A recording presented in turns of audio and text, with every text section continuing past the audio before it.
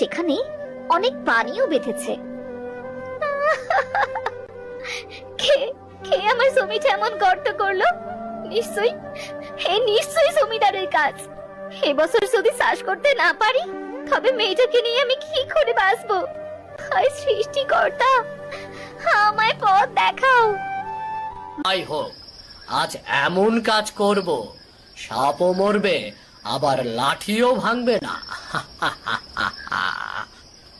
এই কথা বলে জমিদার তার হাতে থাকা বিষ কচু খেতে দিতে গেল। খেতে না পড়ে সে বিষ এসে পড়ে জমিদারের চোখে।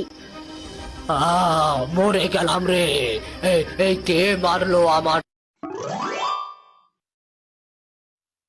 খালিশপুর গ্রামে বাস করত মালতী ও তার মেয়ে মিনু। অনেক দিন আগে এক কঠিন রোগে আক্রান্ত হয়ে মালতীর স্বামী মারা যায়। মাঠে মালতীর অল্প কিছু জমি ছিল, সেখানে চাষবাস করে